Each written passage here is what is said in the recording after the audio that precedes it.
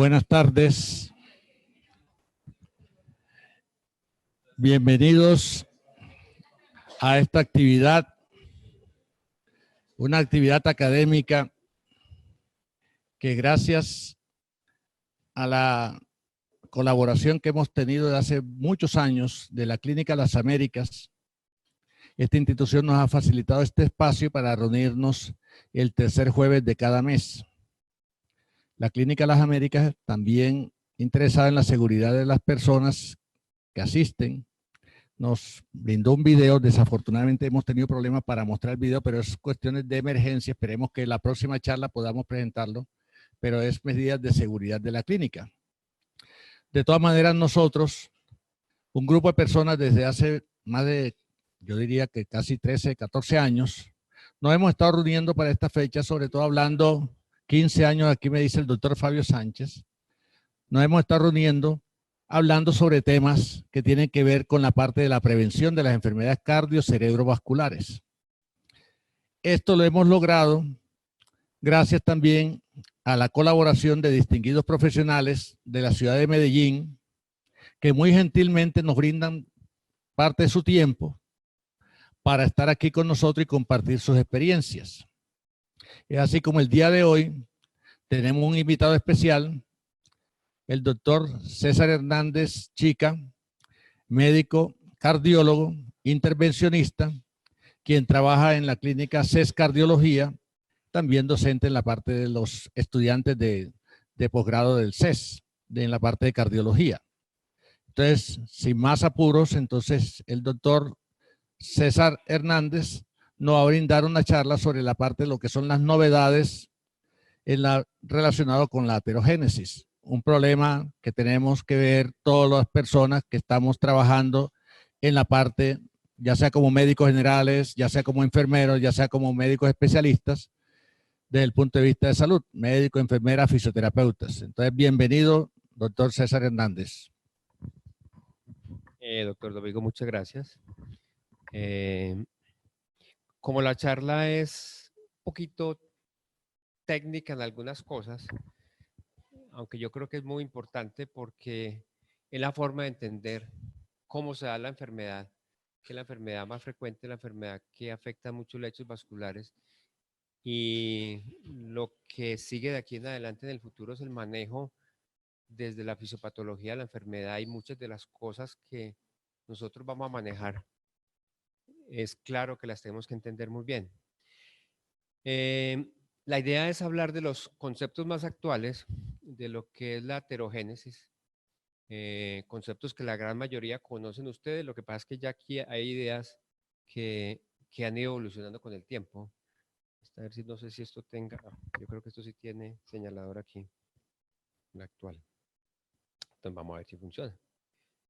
Bueno, para empezar la charla, no. Devolvamos acá.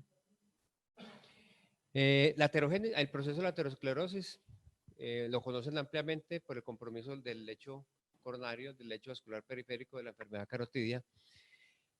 Es un proceso que se inicia desde la disfunción endotelial. Es un proceso muy complejo, pero que todos finalizan en la ruptura de la placa aterosclerótica, que es la que generan los eventos cardiovasculares. Esto básicamente es lo que vamos a hablar en esta reunión. Y como concepto general, la aterosclerosis o la aterogénesis es un proceso que se caracteriza por tres cosas básicas. Uno, es un proceso inflamatorio, o sea, no es un proceso simple de acumulación de colesterol en una zona, es un proceso inflamatorio. Eso es un proceso inflamatorio de bajo grado que afecta a la pared arterial y que tiene muchos componentes. Lo segundo es la retención debajo del endotelio de unas partículas que tienen apolipoproteína B. Entonces, ya vamos a ver por qué se generalizó y hablamos más del LDL, pero realmente es el ApoB lo que se retiene debajo de la íntima y que genera la respuesta inflamatoria. Y eso es un aspecto muy importante que ha evolucionado con el tiempo y que ha generado el concepto de lo que se llama el ciclo del macrófago. Entonces, esa respuesta inflamatoria es dada inicialmente por el monocito que ingresa a la célula, posteriormente el macrófago, los linfocitos T y los mastocitos. Cuando hablamos entonces de aterogénesis, hablamos del ApoB, y cuando hablamos del ApoB, miremos cuáles son las partículas que tienen ApoB. Entonces, las partículas que tienen ApoB como ven aquí, en color azul, la más importante es el LDL, una pequeña porción del VLDL, remanentes del IDL en el proceso de la formación de las lipoproteínas, pero muy importante, un factor nuevo que ustedes van a ver, que no lo analizamos mucho porque uno no analiza mucho lo que no tiene mucho para ofrecer, pero la lipoproteína A ya hay más cosas para ofrecer. En realidad la lipoproteína A es como una LDL, pero tiene una característica muy particular y es que se parece mucho al plasminógeno. Entonces, como se parece mucho al plasminógeno, es un LDL que genera riesgo de trombosis y de eventos agudos. Entonces, la lipoproteína es muy importante, probablemente hacia adelante, porque hay terapias como los inhibidores del PCSK9 que pueden disminuir la lipoproteína A y disminuir el riesgo cardiovascular.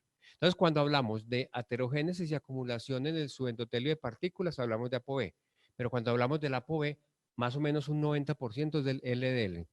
Entonces, lo que vamos a seguir hablando de aquí en adelante es del LDL, que probablemente es el que más participa en esa acumulación subendotelial. Y el sitio donde se da ese proceso de aterogénesis es el endotelio. Entonces, una cosa muy importante del endotelio es que el endotelio no es la cubierta interna de las arterias, es un tejido metabólicamente muy activo que participa en procesos básicamente de vasodilatación y vasoconstricción, que es lo que conocemos, pero también actúa en sitios de proliferación y migración celular y en trombogénesis y fibrinolisis. Entonces, el endotelio tiene una serie de sustancias que ustedes todos conocen muy bien, que durante todo el proceso de cardiología y de muchas cosas, las hemos ido conociendo, cada uno con acciones diferentes, anticoagulantes, procoagulantes, vasodilatadoras y vasoconstrictoras, que lo que busca es que el endotelio mantenga la homeostasis. Entonces, en el organismo lo que se busca en todas partes es mantener los procesos de vasodilatación, vasoconstricción, dependiendo de las necesidades de los tejidos y dependiendo de las características de los tejidos, pero también los procesos de inflamación, de proliferación celular, de trombosis y de fibrinolisis.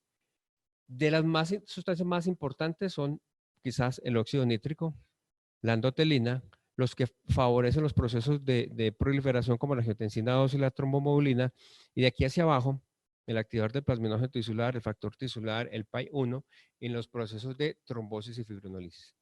No vamos a hablar en detalle de cada uno de ellos, pero ellos son muy importantes en la fase inicial de la aterogénesis, que es la disfunción endotelial.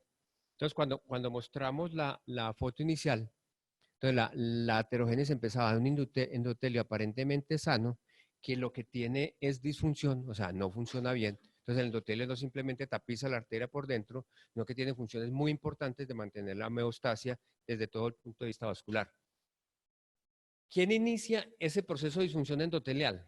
Entonces, como todo en medicina es consenso, es ponernos de acuerdo qué es lo que creemos y que lo que tiene más evidencia, no significa que esto sea la norma, esto puede cambiar. Entonces, una cosa que ustedes tienen que entender de los consensos es, los consensos simplemente para ponernos de acuerdo lo que está pasando de aquí para atrás. Vamos a ver de aquí adelante si el consenso funciona. Si no funciona, tenemos que cambiar el consenso. Entonces, es para que se quiten a veces la idea de la cabeza de que los consensos son reglas rígidas por donde hay que caminar, ¿cierto? Que muy probablemente lo lleven a que se tire el precipicio. Usted tiene que entender que tiene que llegar hasta allá y de aquí tiene que volver a evaluar lo que le está diciendo el consenso. ¿Qué no hemos puesto de acuerdo? Que los factores de riesgo modificables más importantes son estos: la diabetes mellitus, la hipertensión arterial, el ser fumador, el sedentarismo, la dislipidemia, la obesidad central, y que hay 3 factores protectores que son el ejercicio, el consumo regular de frutas y verduras y el consumo moderado de alcohol, pero es un factor de riesgo que hace parte de los estudios clínicos, pero no hace parte de las recomendaciones. Entonces uno como médico no puede recomendar el consumo moderado de alcohol, lo pienso yo, porque tiene otros efectos, por lo cual no se debe recomendar. Entonces, estos son factores a analizar en un paciente, pero no a recomendar. Usted sí puede recomendar frutas y verduras porque no para mayor cosa. Y el ejercicio, obviamente que sí, pero también dirigido. Y factores no modificables que son el género, la historia familiar, que es muy importante, la edad, ciertos componentes de la raza, y 2 puntos muy importantes que son la proteína de alta sensibilidad y la homocisteína. Esos factores de riesgo, o sea, el ser hipertenso, dislipidémico, diabético, sedentario, fumador y tener malos hábitos de vida, que es lo que traduce los 3 puntos finales, van a actuar básicamente a través de estos puntos. Uno, la LDL, que la LDL lo que va a generar es inflamación, oxidación, pero es la parte central del proceso de aterogénesis, 2, los procesos inflamatorios, como la proteína alta, la proteína C reactiva, los productos avanzados de la glicosilación, estamos hablando del diabético, las especies reactivas de oxígeno, y estos receptores son receptores de respuestas a estados inflamatorios que no necesariamente son para lo que se descubrieron que es para respuesta a bacterias o a microbios, pueden ser respuestas a cualquier agresión que generan inflamación. Entonces, lo primero es que disfunciona el endotelio, disfunciona a través de esos mecanismos, y esos son los mecanismos que alteran la función endotelial. Pero antes de eso, hay cosas relativamente recientes que sabíamos, pero que no habían sido descritos y no habían sido analizados de esta forma, y es que cuando usted analiza la LDL, el fenómeno de aterosclerosis, que es propio de la raza humana, y de aterogénesis están directamente en relación con los valores que usted tenga de LDL desde que nace. Entonces, si usted tiene un LDL, más que no se ve muy bien, pero esta LDL en azul es 125, usted cuando cumpla 40 años va a tener un riesgo de infarto de alrededor del 1.5% y va a tener un riesgo acumulado de LDL en su vida de 5.000 miligramos año de LDL. Entonces, el riesgo de enfermedad aterosclerótica, recuerda que es el riesgo, ¿no? Usted no le puede sentar al paciente y decir, vea, usted tiene 200 de LDL, su riesgo se va a representar, o sea, a los 20 años se va a infartar, no tiene una probabilidad del 1% a los 20 años. Mire que si yo tengo un valor de LDL en 200, ese riesgo no va a ser a los 40 y no a los 20 años, pero si mi valor basal de LDL cuando nazco es 80, mi riesgo del 1% de infarto va a ser a los 60 años. Eso simplemente lo que dice es que el concepto del LDL, la exposición crónica a unos valores de colesterol, va a ser un determinante de la progresión de la enfermedad, que tiene un valor parecido, y es lo que demostraron los estudios que llevan más de 20 años de reducción del LDL, y es que cuando usted reduce ese valor de LDL, está reduciendo el riesgo proporcional. Pero miren que esa ventaja, que usted la ve aquí muy grande en la reducción de riesgo, no es tan importante, y esto enfatiza el concepto de que cuando usted decide en un paciente manejar los niveles de colesterol LDL, tiene que sostenerlo a largo plazo porque su beneficio no lo va a ver, sino cuando pase por lo menos una década de tratamiento. Entonces, ese concepto es muy importante, y el otro concepto que hemos aprendido con los estudios de la década pasada es que cuando usted evalúa los estudios de reducción del LDL y esos estudios evalúan la anatomía coronaria de esta forma, hacen un ultrasonido dentro del vaso, evalúan el volumen de placa, y uno para estos estudios lo que utiliza son marcadores. Entonces uno coge un paciente y le hace ultrasonido y hace esta reconstrucción longitudinal del vaso, marcando la diagonal, la segunda diagonal y la septal. Y cuando lo vuelve a ver en 6 meses, vuelve a evaluar ese mismo territorio con ultrasonido y hace esta misma reconstrucción longitudinal con la primera diagonal, la segunda diagonal y la septal, para que la placa que uno evalúe sea siempre la misma y para que el estudio tenga valor. Entonces, esos estudios evaluaban la progresión cuando más del 5% del porcentaje de volumen de placa en un segmento se incrementaba. Estamos hablando de estudios que finalizaron la década pasada.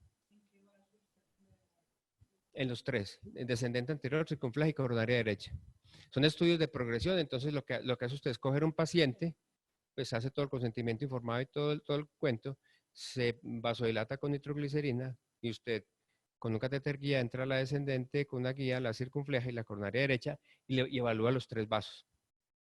Son estudios muy bien diseñados, probablemente sea complejo que se repitan, pero trataban de definir si realmente reducir el colesterol, porque el concepto para esta época cuando se diseñaron los estudios de que el colesterol LDL tenía un efecto acumulativo no era tan claro. Muchas de las cosas que nosotros suponemos las aprendemos de ahí para atrás. Esos estudios que aquí están diagramados, ellos demostraron que si se acercaba un valor de LDL a largo plazo, se lograba una no progresión de la enfermedad, y en este estudio de prevención primaria se lograba una reducción de la placa o un efecto reverso en la progresión de la enfermedad aterosclerótica. Entonces, esos demostraron que impactar el LDL no solamente disminuye los eventos cardiovasculares, que ya lo habíamos demostrado, pero evitaba la progresión de la enfermedad.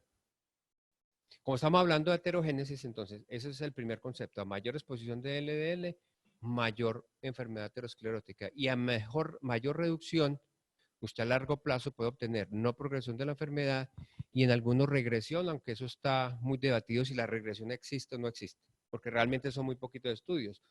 Pero el otro concepto es que el LDL tiene muchos fenotipos que dependen de en qué paciente estamos. Entonces, no es lo mismo el LDL de la persona normal, de unos 70, que pesa 70 kilos, que no fuma, que solo es hipertenso, pero tiene 180 de colesterol, al paciente que además de eso es diabético, porque el diabético tiene una característica, el LDL tiene menos colesterol, pero es pequeño y denso y es más aterogénico.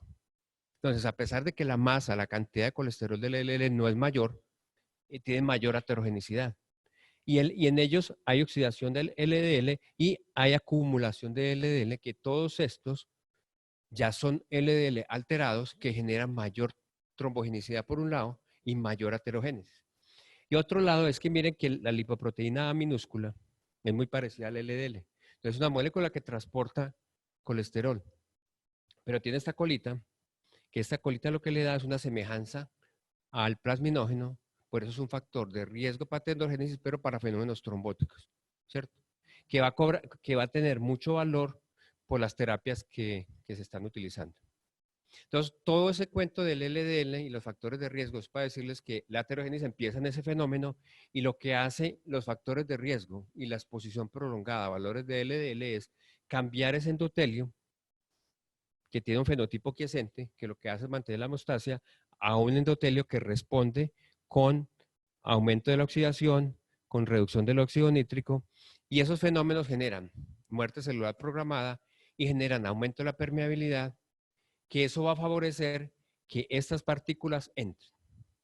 Entonces, si yo hago una disfunción endotelial y aumento la permeabilidad vascular, ¿quiénes van a entrar? Van a entrar las que midan menos de 70 nanómetros. ¿Quiénes miden menos de 70 nanómetros? El HDL.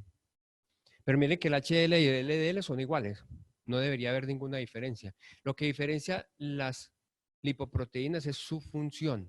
¿Qué efecto hacen? El LDL transporta colesterol. El HDL lo hace el transporte reverso.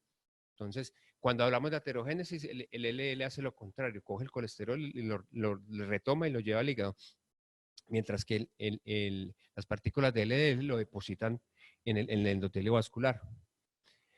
¿Y quiénes van a entrar? Entonces va a entrar la lipoproteína de baja densidad, va a entrar el HDL también, van a entrar algunas lipoproteínas de baja densidad y los remanentes de kilomicrones.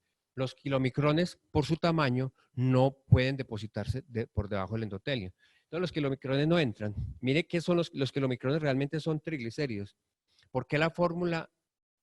¿Por qué dividimos los triglicéridos sobre 5 para calcular el LDL? Porque por cada partícula de colesterol en un kilomicrón hay 5 triglicéridos. Por eso es la fórmula. Entonces, los kilomicrones, el VLDL, los triglicéridos, transportan colesterol en relación de 5 a 1. Recuerden que ni los triglicéridos ni el colesterol pueden estar libres en la sangre porque son hidrofóbicos y la sangre tiene que andar las cosas que sean hidrofílicas. Como no pueden estar, ellas andan en estas lipoproteínas. Entonces, cuando se analiza triglicéridos, por cada 5 de triglicéridos hay un colesterol. Por eso los triglicéridos tienen riesgo cardiovascular en esa relación, por eso no pesa tanto el riesgo cardiovascular de la hipertrigliceridemia. Pero volviendo al cuento, entonces los que van a entrar son, por eso entran las ApoB, entran las de intermedia, entran muy baja densidad, entran remanentes de kilomicrones, pero el porcentaje mayor son estas, las lipoproteínas de baja densidad. No. Al entrar, como el endotelio ya aumentó la permeabilidad, permitió el depósito subendotelial, entran las que pueden entrar, o sea, las que miden 60 nanómetros, ¿cierto? Lo que van a hacer es interactuar con los componentes del tejido conectivo, que son los proteoglicanos. Como aquí ya hay una respuesta inflamatoria, esto hace que se genere un fenómeno de retención subendotelial del LDL. O sea, el LDL, además de que ya fue capaz de pasar por su tamaño, fue capaz de pasar porque el endotelio perdió su función, es capaz de retenerse. Y esto es muy importante porque cuando empezamos a lograr valores de LDL muy bajos, que este es el estudio GLAGOP, que fue con un inhibidor de PCSK9, a pesar de que los pacientes tuvieran valores de LDL muy bajos, tenían progresión de la enfermedad. Entonces, la fisiopatología no es que sea diferente en ellos, sino que ellos tienen vulnerabilidad diferencial. ¿Qué significa eso? Que ellos, a pesar de tener valores muy bajos de LDL, tienen una capacidad de retener el LDL mayor que las otras personas. Entonces, a pesar de tener valores muy bajos de LDL, son capaces de no demostrar esa reducción en la progresión, aún con valores muy bajos de LDL, cercanos a 20. Entonces, son pacientes que requieren tratamiento mucho más agresivo, en donde por su genética, esa vulnerabilidad diferencial hace que ellos retengan LDL a pesar de tener valores muy bajos. ¿Cómo? Son eficientes a la mala, no para cosas buenas. ¿Qué hace cuando esa ApoB llega? Entonces la ApoB, siempre habla de la palabra ApoB porque es tratando de mantener el concepto, pero ApoB es para nosotros, los clínicos, es LDL, ¿cierto? Puede que en un futuro también sea lipo-A, perdón, lipoproteína A minúscula para que se entienda. Esa LDL se oxida, van a formar agregados de LDL, va a generar respuesta inflamatoria. Entonces, ¿qué pasa cuando hay una respuesta inflamatoria? Porque el LDL está en la sangre. La sangre, si estuviera en la sangre, no hay ningún problema. La sangre generaría respuesta inflamatoria y la fagocitarían. Pero cuando se deposita debajo del endotelio, cuando da esa respuesta inflamatoria, lo que ocurre es que ella empieza a reclutar los monocitos que están en la sangre, empieza a cambiarle, a transdiferenciar las células endoteliales, empieza a cambiar las células del músculo liso y las células dendríticas para que se vuelvan macrófagos y migren a ese endotelio como una respuesta inflamatoria. Hasta aquí no ha pasado nada, porque esto es lo normal.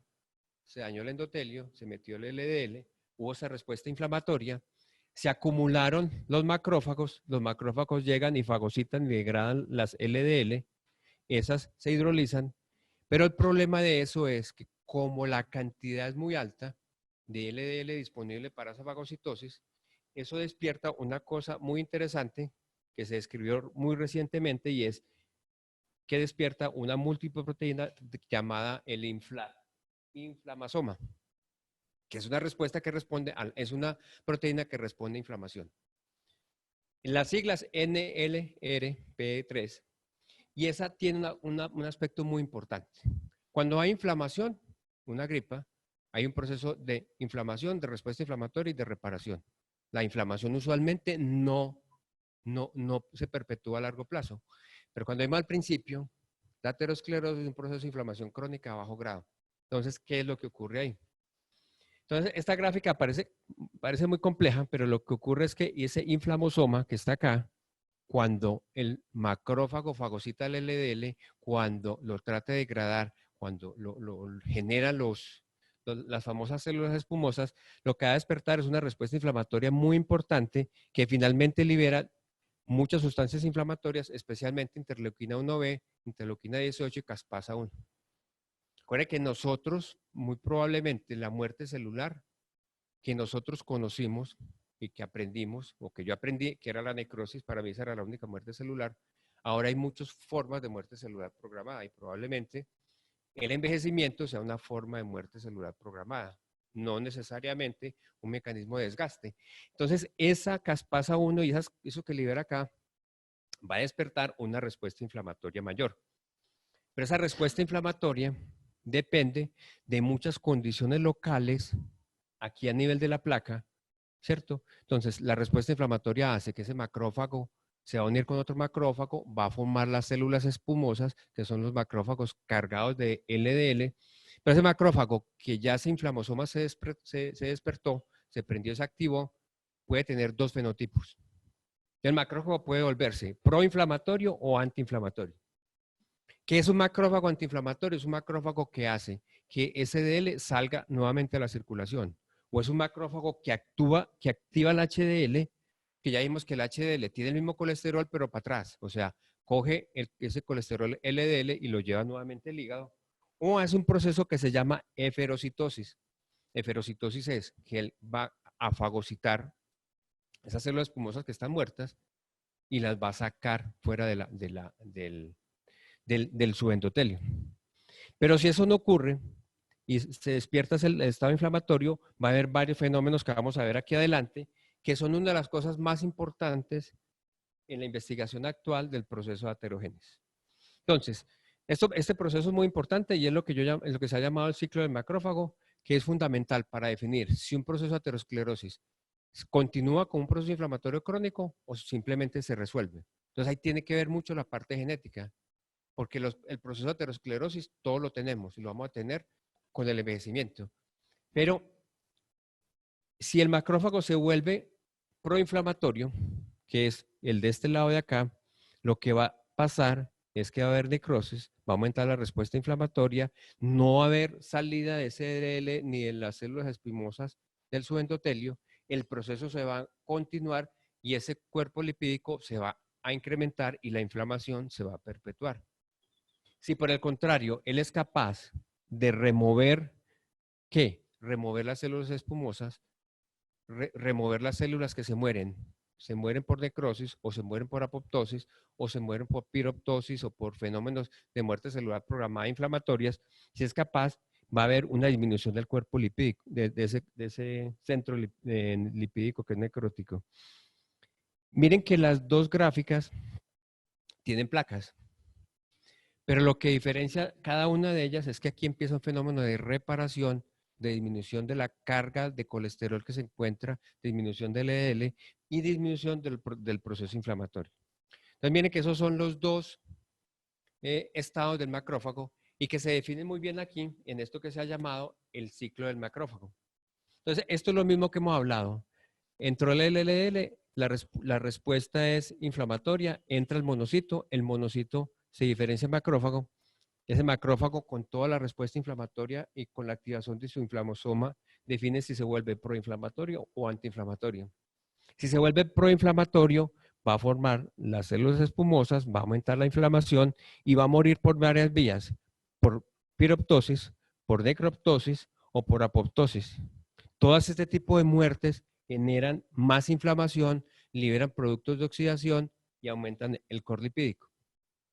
Entonces miren que el macrófago no se muere porque, o sea, el LDL no le hace daño, sino que activa una respuesta inflamatoria que le prende un botón de autodestrucción, que esa autodestrucción puede ser sin mucha inflamación, que la apoptosis que todos conocemos muy bien, o puede ser piroptosis o necroptosis, que son las formas de apoptosis de las infecciones que generan una respuesta inflamatoria mucho mayor y que aumentan la inflamación aquí en este centro lipídico. Si él no se vuelve proinflamatorio, se vuelve antiinflamatorio. Volverse antiinflamatorio es que ese macrófago lo que va a hacer es que ve todas estas células muertas, las fagocita y las saca. O activa mecanismos de salida directamente del macrófago que formó la célula espumosa, o activa esta vía que es la del HDL. Ah, no, la HDL es esta, pero esta es la del macrófago. La del HDL que es el transporte reverso de colesterol. Entonces, miren que el proceso de aterosclerosis es un proceso de inflamación y reparación. Si la inflamación persiste, la placa crece y se vuelve más inestable. Si la reparación ocurre, la placa está ahí, pero se vuelve mucho más estable. Lo que sigue a continuación es, ya, esto es lo que el paciente tiene desde el punto de vista asintomático. ¿Qué pasa desde el punto de vista clínico? Ese centro lipídico, donde hay mucha inflamación, entonces el personaje más importante es el macrófago, pero recuerde que el macrófago, entonces lo que va a llevar aquí es que va a empezar a proliferar las células del músculo liso, las células del músculo liso van a ser parte de ese centro lipídico, va a reclutar más inflamación y van a activarse toda esa parte inflamatoria, ¿cierto? Y esa parte inflamatoria va a producir una cosa que hemos llamado de hace más o menos 2 o 3 décadas acá, que es las lesiones potencialmente vulnerables para generar síndromes coronarios agudos. Un concepto nuevo que se los dije anteriormente es la aferocitosis, que es cuando el macrófago es antiinflamatorio, es uno de los sitios de trabajo más activos en investigación en este momento, porque es un fenómeno de remoción, no solamente de las células espimosas, sino de las células muertas y disminución de la inflamación. Entonces, la aterogénesis, cuando se instala, y los iniciadores pueden ser tan simples como la edad, el género, la herencia o los 9 factores de riesgo que vimos inicialmente, tienen una fase que es o de inflamación crónica, en donde el proceso inflamatorio se perpetúa con los procesos de inflamación que vimos anteriormente, o llega a una fase de resolución, que va a generar estas características morfológicas de la placa. esas características morfológicas que ustedes ven acá, miren que esta placa tiene mucho más contenido de colesterol, pero no solamente es colesterol, sino que aquí hay una respuesta inflamatoria aumentada. Aquí va a haber menos carga de LDL o de ApoB, pero la respuesta inflamatoria va a ser mucho menor. Que eso genera varias cosas. Genera que todos esos macrófagos que están ahí ya empiezan a liberar otras enzimas, otras proteínas, otras cosas que sí conocíamos mucho tiempo atrás, que son metaloproteinasas, gelatinasas, colagenasas, que lo que van a hacer es degradar esa cubierta que está formada por células endoteliales, que está formada por células del músculo liso, que puede ser delgada o gruesa dependiendo de qué tanto crezca ese centro lipídico y que favorecen su ruptura. Y es lo que se ha más o menos demostrado cuáles son las lesiones que potencialmente sean vulnerables. Y aquí hay dos conceptos muy importantes. De un tiempo para acá, más o menos 2 décadas hacia acá, hablamos del concepto de placa vulnerable. O sea, los pacientes tienen placa vulnerable. Y pensábamos que era un proceso muy puntual. Entonces yo voy y evalúo al paciente, le encuentro una placa vulnerable en la descendente anterior. Entonces la teoría es, yo le pongo un stent, ¿cierto? Sello esa placa vulnerable y no va a tener problema en ese sitio. ¿Cómo identificamos la placa vulnerable basada en el concepto anterior? Son, primero, que tenga gran infiltración de macrófagos y poca de linfocitos T. Entonces, tiene mucho macrófago porque hay mucha inflamación y usualmente ese macrófago es proinflamatorio. ¿Por qué no tiene linfocitos T? Porque los linfocitos T son los que promueven la eferocitosis. Y la eferocitosis es que llegue un macrófago antiinflamatorio, fagocite las células muertas y las saque a la circulación. Entonces, por eso mucho macrófago y poco linfocito T. Que esa cápsula, que es células endoteliales y músculo liso, mida menos de 65 micras. Entonces, ¿cómo podemos ver una cápsula de menos de 65 micras? El TAC no, porque la resolución espacial del TAC es alrededor de 1 milímetro. Entonces, el TAC no permite ver la cápsula fibrosa.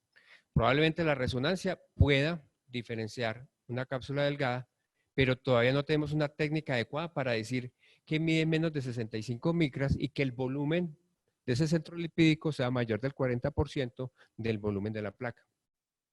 Entonces, a pesar de que es más o menos claro, es muy difícil de determinar. Tercero, que tenga microcalcificaciones. Entonces, antes pensábamos que el proceso de calcificación era al final, o sea, que el proceso inflamatorio, todos los procesos inflamatorios llevan una respuesta de depósito de calcio en el sitio donde está inflamado. Pero resulta que en la fase inicial, como las microcalcificaciones son menores de 50 micras, no se habían podido demostrar, ahora por técnicas diferentes, que obviamente no la podemos ver en el paciente, si hay presencia de microcalcificaciones, esa placa es vulnerable.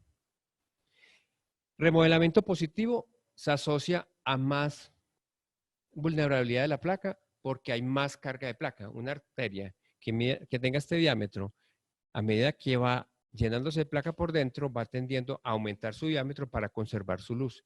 Ese remodelamiento positivo permite más la acumulación de placa y la hace vulnerable.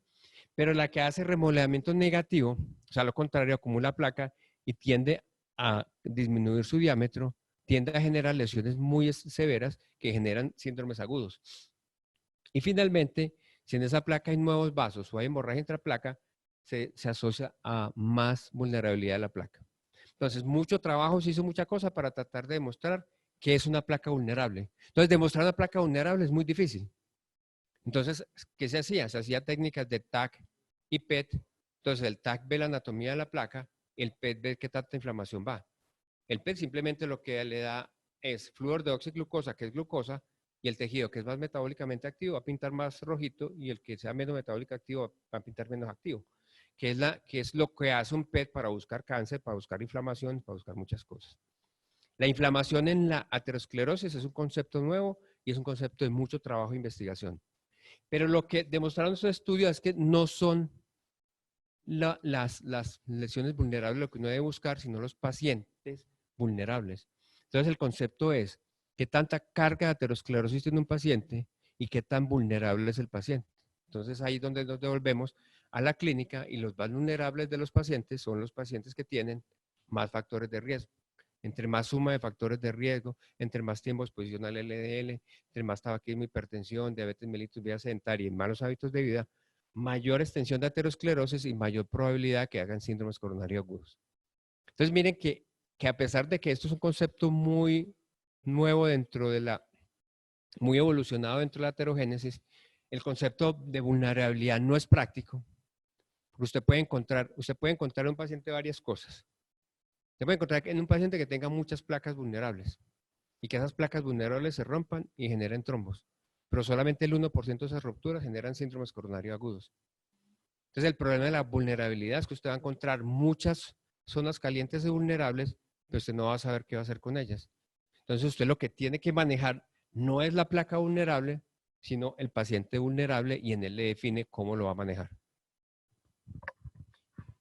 Y finalmente,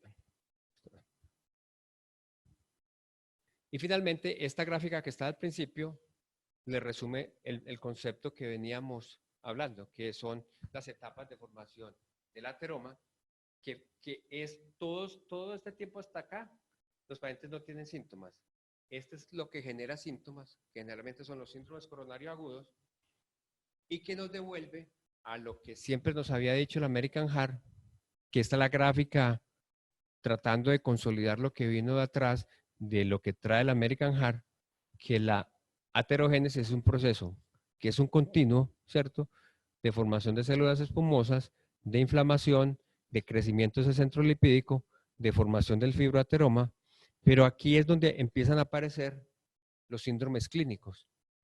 Y como los vasos están en todo el organismo, son síndromes coronarios agudos, eventos cerebrovasculares, enfermedad vascular periférica, que generan crecimiento de la placa por acumulación del fibroateroma, pero la causa más importante es esta, que es por ruptura de la placa, hematoma y trombosis. Y que lo que nosotros vemos de calcificación lo vemos acá, pero la microcalcificación se puede ver desde acá. Pero además que mide 50 micras. Entonces nosotros clínicamente no lo podemos ver. Nosotros podemos ver es esto, la calcificación macro, que le va a decir a usted la carga de aterosclerosis, pero no le dice si el paciente va a ser o no va a ser un evento coronario agudo. ¿Qué le va a decir la probabilidad de un evento coronario agudo? Si el paciente es vulnerable. Entonces es más fácil que un paciente diabético, obeso, fumador haga un síndrome coronario agudo que un paciente de 50 años que hace ejercicio, que solamente es hipertenso o que solamente es dislipidémico. Como es más fácil que haga un síndrome coronario agudo temprano, un muchacho que nació con más de 190 de LDL, que se llama hipercolesterolemia familiar heterocigota, y que puede ser, ya el evento tenía el 1% a los 20 años o a los 15 años. Entonces, muy probablemente a los 40 años ya ha acumulado tanto riesgo que empiezan a aparecer los eventos de manera muy temprana. Entonces, esa es la importancia de entender el proceso. O sea, que es un proceso continuo que depende de la suma de factores de riesgo, pero que tratar de buscar la vulnerabilidad en los pacientes en su lecho coronario y en placas específicas aportó mucha información científica, pero no al clínico, porque al clínico le interesa es saber quién lo va a hacer, y esta es una forma de saber qué tanta enfermedad tiene. Eso era como más o menos el bosquejo.